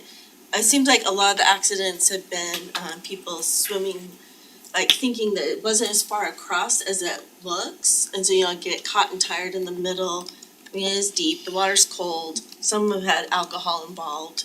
And so, you just need to take care, but I think it can still be a amenity for our area. And I think if people heard that we were going to close it, that you'd hear from a lot of people. It's very, My neighborhood Again, uses it all I've never the said time. close it. Yeah. No, So, we've but all- some we've people all thrown have, that out there, I right? think, We've all 'cause thought it's about it, we've all Yeah. thought about like what's that burden and cost, not only to us as city employees and stuff, but police, fire, rescue, other Yeah, people that is going in really after other important. people, yeah. I mean, I think we reacted to the accident, it was awful, right? I think it's natural for us to wanna fix it, right? But I just, There's only so much you can do. You can't force people to make good decisions, right? And again, I think less is more in that regard. If, I'll just go back to what I've said for over 10 years now. If you want to try to limit their decisions, then you have to take them all away. but to your point, I went back and looked, I didn't think any of these solutions that we talked with have prevented. that happened. So, this is, I just wanna recap. Centralized kiosk with all the information. I think we said no. Yeah, I mean, if that doesn't work for. Well, we'll still have all the other signs too. Okay. This is in addition to what's already there and the addition of these. I would say you guys discuss it. I think if you about it. have Do the you- other do you- signage already there, you're leaving everything out that you already Yeah. have, then yes, I think that's fine. Do you think, what I want is you guys' feedback functionally, do you think that will help? I just don't wanna limit it to one. Yeah, central no, location. you still have to spread some out, but I agree with Tara in that I think some of the signage, we can split up the messaging instead of having it all on one and it's really busy and it's increasingly smaller print as you go, right? Let's single out some of the main things that you spread around. Well, I think we have the rules, we have do's and do nots, but then emphasize the warning of open body of water, swim at your own risk, enter, whatever that signage is, but it's just clear, simple signage, whatever we add. I do like the modular ones to change some of those things, cause those catch people's attention and there's, And it can be, closed due to Yeah, allergy. No, I increase- think we need more increase- 30-day frames up there. So it'll get signed. there's increased risk during different times and conditions. And maybe the things. trailhead's still open, but the swimming's not, stuff like that, Yeah. so. I'm hearing no on these defined boundaries, but yes on some buoys that delineate the wall, right? Just some floaters. But this is, It shouldn't be that The expensive, location. right? No. It's worth trying. No. And we've had that in and the we've had it past. before. We've had buoys in the past. And you can anchor them to the top of the wall, you Yeah, think? they've been Yeah. anchored to the top of the past. We've had them in the past, why did we remove them? I don't know where they're going, honestly. I Probably don't know. when we It may drained be it. something they got taken down at the end of the season for maintenance and didn't get put back up, I'm not sure. So we may have I'm some sure they somewhere. don't last forever. Let's try it when you. No on those. I'm sending that back. And yes on these. Okay. And we'll talk about this again In 6 months. in 10 months. Next week. Odds ask for it to be a repeated meeting. Yeah, standing. I appreciate you guys looking at some ideas though, and giving us, I don't think we knew what was available even. We had, Sergeant Shaver had another concern, he had mentioned maybe a, staircase or some way to get out on the other side where the rocks are. But we just think that's another attractant for people and Yeah. they'll jump off into the water and. Unless the lock gate or enclosed on fences, Hey, something. the But then it won't stairs, they serve can a swim to that purpose to side get and get out. Yeah. So, we didn't even, Oh, I see, it's a rescue gate from themselves, I see. so, I don't know, that's, with all these things, they're pretty expensive lifeguards. okay. And we don't have department issued swimsuits, so. Oh. Not yet. Alright. Baywatch montage just went through. Green speedo. Okay, Anyway, I work, I'm telling you, Jared had me, Jared was doubting me. Let's see. 2.6. Down in Jared, huh? 2.6, oh, we do have Todd. 2.6, proposed city code amendment process for resident initiated change. So we had an internal discussion on how a text amendment gets before the council. In code, it states that, in Title 10, our land use section, it states that a property owner, planning commission, or council can initiate the text amendment. We thought that this was maybe overly broad, for a property owner to initiate a text amendment when there is no support. There's not support at a staff level or a council level. So what we are seeking direction from you is whether or not we should change that section and what changes should be made. One suggestion that we would make is that property owners, they may have some very legitimate and appropriate changes to make. But we think that a possibility is getting a council sponsor on board before a text amendment could be initiated. So we'd like to hear your thoughts and in the direction that you'd like to go. Yeah, and I wonder if it's 2 members, so that it can be placed on the agenda, just like our other protocol. I think they bring it to one and then it would have to go to a second to bring it forward. Yeah, Yeah. yeah, But I think they have to have one sponsor it and then bring it to it. correct. Cause we couldn't For bring it to an future agenda. agenda item. Yeah, we couldn't bring it to an agenda without a second. I think the benefit of that is one, you get to hear it, but you may hear something and realize this isn't just your issue. I think this is a bigger issue that the city should just address, so. I think our goal would be to steer them back to their elected representatives to make sure that there's some support, so we don't go spend thousands of dollars of city staff time on something that we know isn't going to go anywhere, but we've spent the money. We could spend it to us so we don't make any money. Well, but if you're gonna support it, then when we go spend the staff resources, we at least know there's some support. Right. We're not just doing Well, something that's the way that we it know really is- should be, right, is that we represent those people, it's a legislative item, we're the legislative body. Yeah, I think a lot of other things follow that process, so.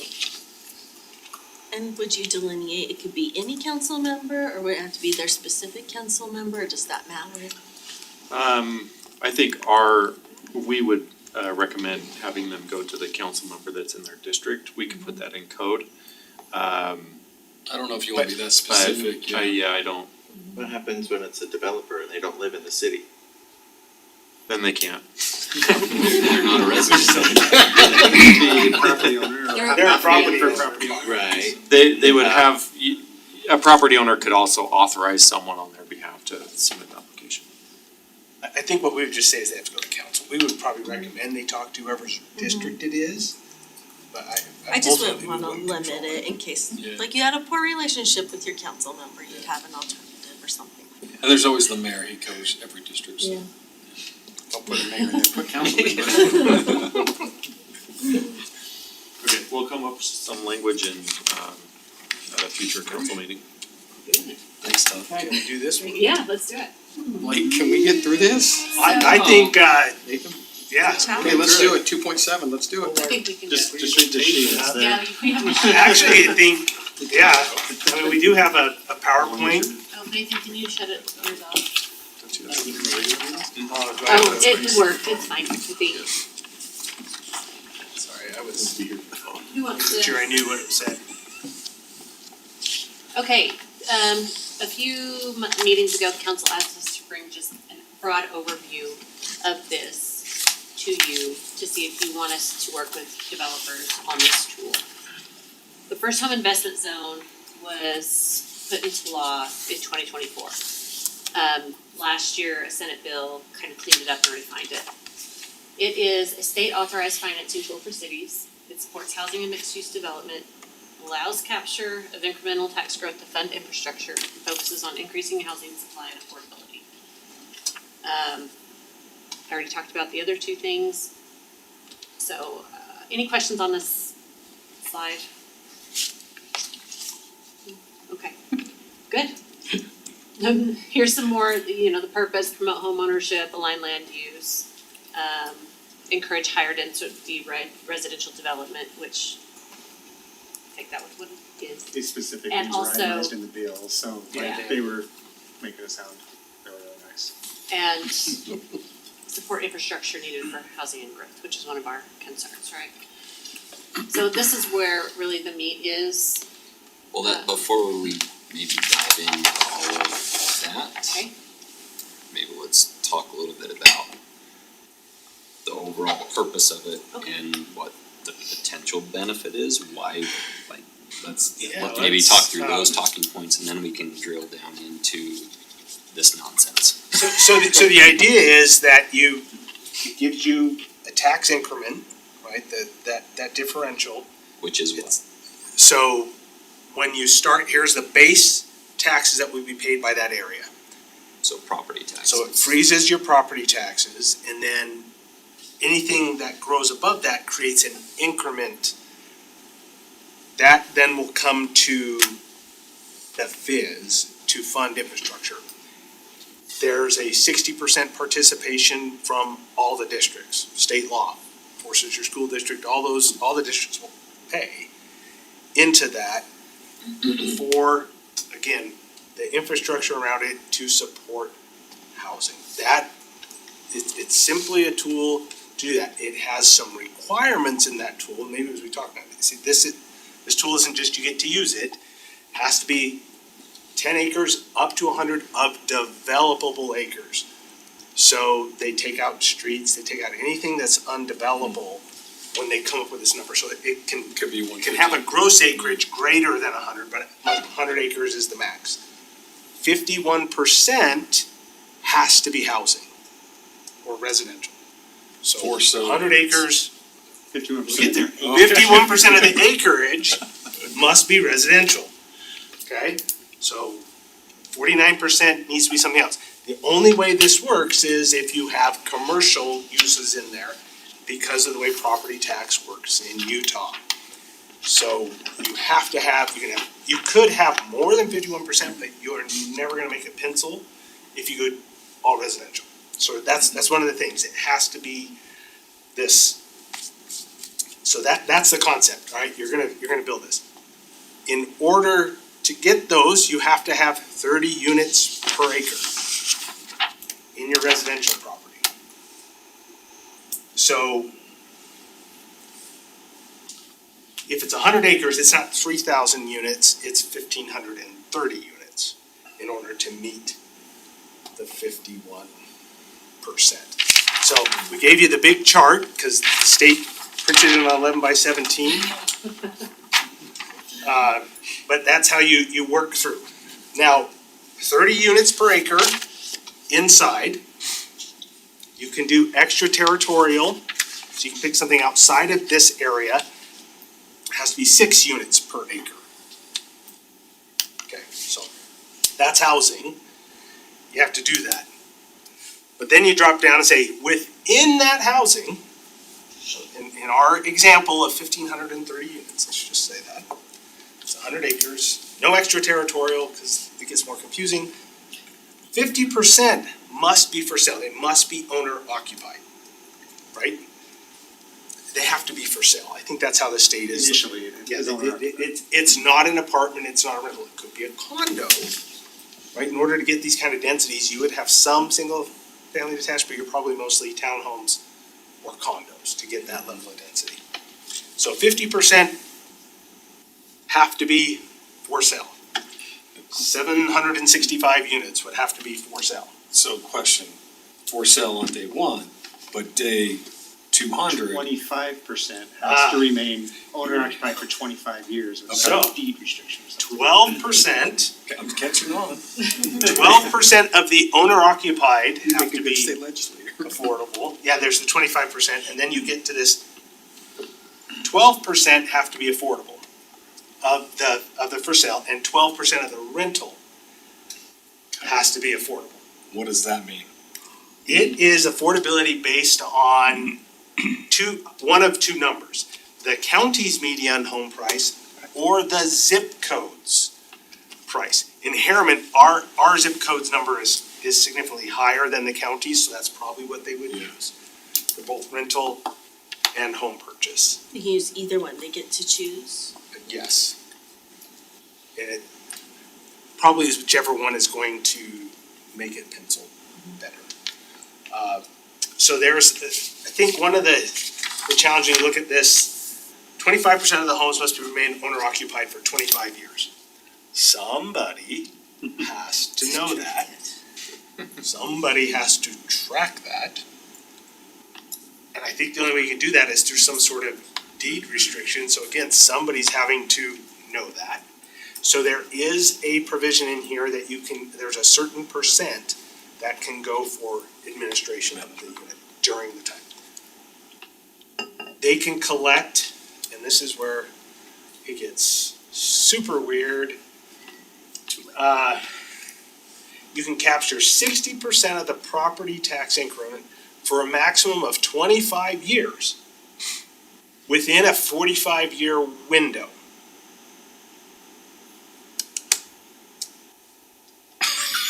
So you don't have to start day one. You could wait a little while till it's all full and then start the thing, but you can only collect it for 25 years within that 45-year window. So I don't know, I mean, you could foresee something where maybe you took a bond later to, you start building some of the housing, you say, okay, we're gonna build a parking structure, that's something you can build with this.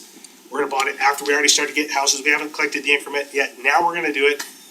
And we are 10 years into this development and this phase, so we don't, and we've already used 10, we're gonna collect it for 25 and then we'll have 10 at the end. There has been some discussion that, you have two different areas in your bid, it's 25 years or 45 years. I don't know if, nobody has used this yet, so nobody knows exactly how that works. Is that 25 years consecutive? Is there any examples of I believe benefits of splitting it up? I'm the new guy here. It's brand new. So, We are okay, we're all the new people here, okay. I don't know that it's spelled out. There is a process to get it, so it's controlled. You make application to this HTRZ board. Which is part of Have we thrown another, it's part of GoYo. I'm trying to think if I can come up with any other acronyms to throw at you at the moment. HTRZ is the Housing Transit Reinvestment Zone. We wouldn't qualify for that because we don't have mass transit, which is the trains essentially, the fixed rails here. That's the problem. And if you do qualify for that, you can't apply for a fizz. So Correct, so the fizzes are separate, there are a fixed number of fizzes that you can have. We're not talking the drink place.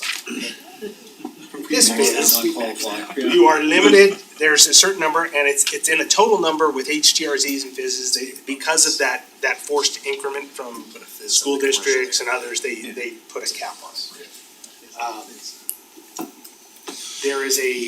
There's a fixed number, you're limited to a certain number statewide. And, so there's an application process, you have to show the 30 units per acre. And the only way you get this is you're gonna have to add units because you can't rob them from one place to fill it, right? That's just based off of the conversations we've had with, the people who were involved in the drafting, the creation of it. They said, no, that was not the intent. The state is trying to increase the number of units, not just move them. So whatever's entitled on that lot right now, we have to increase the. You would have to take it up, and that is a 20 plus, so you wouldn't have to change the MDA, cause it's 20 plus units per acre there. There's no max, but it's not 30, so, but they also have, our MBA, they also have a total number of units, and so there are some ways we could move things. you could move in there, but I think you are, in order to actually get one, you would probably have to go above your current MDA number. Yeah, we would have to. So there's a lot there, but in the process, because that's one of the things you're saying, they're encouraging mixed use, transit access. Does There's bus a whole, for transit work? I think so. I mean, the only way you really build density is you have to be on a corridor that can handle it. It would be on U-111 for north-south. Our east-west is always our challenge. If there's a strong commercial center there, maybe your people aren't choosing the east-west as much. They're staying, they can stay in that area. That's why the mixed use.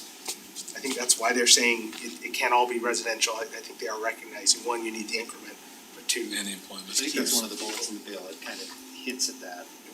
It wants you to try and limit, they're talking about air quality benefits, that would be because people commute less. Submit a proposal, goes to the state.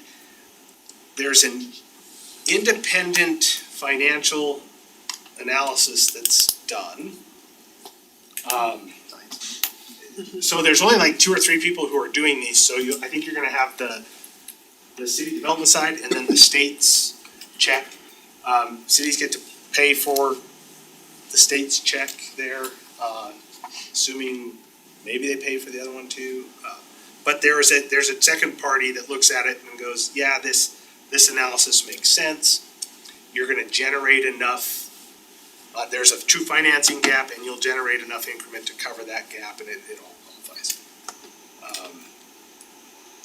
So all these different things go on, it goes to the HTRZ group, and if they award it, then you're off. Has anybody applied, as we know? No, not that I'm aware of, I don't think anybody's done a fizz yet. This truly was designed for them, it just was. They haven't been shy about saying this bill was targeted for. It's the only property with this size, 100 acres, so it's the only master plan. There have been quite a few HTRZ applications Yeah. already. The other thing I thought was interesting when I was reading it is, if they do it in phases, if you have your affordable portion, every phase has to, you can't save your affordable units to the end or put them all up front, you have to proportionally do them as you go. And the phasing may be why you have the 45 year and the 25 year. Again, every time I read that, I'm not 100% unless you phase it and say, okay, this part is going to start paying now, and then phase 2 will pay. That's probably in your application, you have to spell it out how you're going to do that. That would make sense. But within that, the whole thing has to be done within 45 years. So whoever's tracking those units, that's their entire career. And you can set aside some money for administrative costs, right? You can do 2%, so it really depends on how, 2% of what they're proposing, and it it gets a little confusing when you start hearing the presentation. So if we have it come in, because they'll talk about the amount they can bond versus the amount they will collect.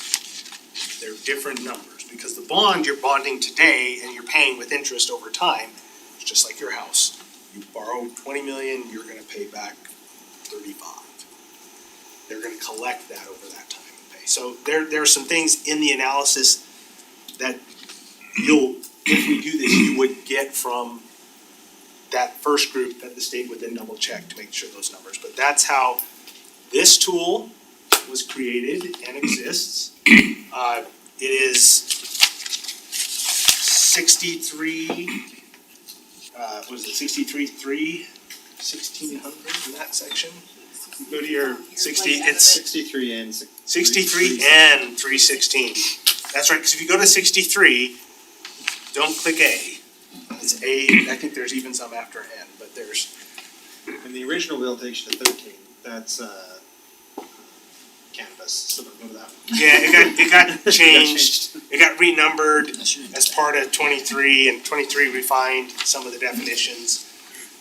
Because I think once they created it, it went through, they realized it wasn't really workable, so they made some changes, So just to be really clear, what's in it for us? And it's just an ability to collect a little bit more money to help with infrastructure. So I think what you would want over time is you would have to say, okay, maybe you get a better commercial mix up there, maybe some higher value commercial, more commercial in an area than you would without it. Because you could, if the infrastructure is being put in, the incentive could be, this land is a lot cheaper for them, right? You would have to negotiate that, but they're going, whoever's using this to fund, so if you're working with a developer, and we've talked to them, if they think it's building a public parking structure or some of these roads, you have to have those commercial buildings in order to generate the TIF. Or otherwise you won't get enough. It'll definitely help with recruiting good businesses. Yeah, the It'll be demographics something where help we too. can drop some type of cost down because we're not paying as much for, infrastructure or parking or something. So John's issue with Teton is, he doesn't have an incentive to go, so he's flat costing it. So this one we'd be able to offer something to get something better there. So just for some context, there's several reasons why I asked that we kind of have this conversation. One is that obviously Olympia is really pushing to use this sort of thing. Staff, mayor and I have been involved in several meetings as they've been talking about it. It seems to change a little bit every time we do it. But we got to where, at least I felt, Olympia seemed like they were close to wanting to put an application out. Well, the application has to come to us first, and then it goes to these other areas. Like, well, we can't get too far out over our skis before we bring everybody up to speed on what this is. So, by way of context, see, we're, at least this is me, that's my words, right? We're at a disadvantage. All of our neighbors have benefited from this type of thing in the past. Yeah. These commercial development areas where but back then they had to go to each entity. They had to go to the school district, they had to go to Salt Lake County, they had to go to UFA and UPD and all of the property taxing entities and ask them to participate. And each one could say yes or no, and they could also choose how much they would participate in. Well, we'll do 75, we'll do 50, we'll do whatever. And it got to be where those were pretty much a blank check. They could collect those taxes, right? So you have your base tax rate of what it is now. Well, if we can bring people in and develop it, then that property goes from this rate, right? Paying $1,000 a year in property tax to paying $10,000 a year in property tax, just because there's building on it now and there's uses, so there's an incremental value, right? That's the increment. So that increment or a portion of it would go to whoever, it would go into this piggy bank. The way that they were structured before, and correct me if I'm way out of bounds to simplify it this much, they could use it as an incentive to the company to come, we'll just give you this money. Right, so we want Facebook to bring your thing here, we'll do this seed, we'll do this increment, and we'll just, if you pick our site, we'll give you tens of millions of dollars, right? It got to a point where that's what was happening, and then it was a public kind of political backlash, right? To where now we don't like to do these things at all. Well, there's still value in the concept. It's just the implementation of it became corrupt, in my opinion, right? So all of our neighbors, look at John's other things in South Shore, the district, Mountain View Village, all of them have this stuff, so they use that money to incentivize those companies to go there instead of taking our sales tax, which is the only thing that we can offer them now, right? So why would we want to use it for that, right? So if we qualify for this, then we don't have to go to every single one of them. They all have to participate at 60%. The terms are set. It is what it is, and then we can use that, but it has to go towards infrastructure, so it goes towards getting those buildings out of the ground. So it's not just giving them, money as an incentive, it would go towards basically what they would pay to put the roads in and the water and the sewer and whatever else in those areas, sort of thing. Does that make sense? So I like that structure more than just let's give them some tax money and they can use it however they want. Has to go towards the infrastructure, but then it helps them with those costs to get out of the ground, which helps them get out of the ground faster, et cetera. Is that? Yeah, cause it's both project and system. So there's some benefits to the development. So that part of it is good, and the argument that I made with the legislator that was in here that's sponsoring the bill, et cetera, and correct me again if I'm wrong on this, but where the conversation got to was we wanna make this application, well, part of the criteria in the application is you have to show that doing this benefits, basically benefits the key criteria, right? And one of the points that I tried to make, and this, we really should try to include this in that criteria, is that it's not just about the housing, it's being able to provide services for the people that live there. You can say, great, put in more housing units, but if there's no businesses and services to provide the things that they need, then you're just creating other problems where now we've gotta still drive forever to go get those services and businesses, et cetera. So as we go through the legislative effort, we need to really tie that in. It also helps the sales tax generation, et cetera, helps the municipality that they're in provide actual services that we have to provide to those people, rather than those people having to pay more in taxes. So I really think as we go through the legislative process, we need to really keep that at the forefront, that needs to be one of those main criteria that they see. And it's not just the housing, it's providing the services, not just on the commercial side, but on the municipality side of it. Then the next part is, well, all right, when they bring that application, they have to justify that. Well, if we have to increase the number of units, we're already super dense in the hills, arguably one of the densest developments in the entire country as it stands.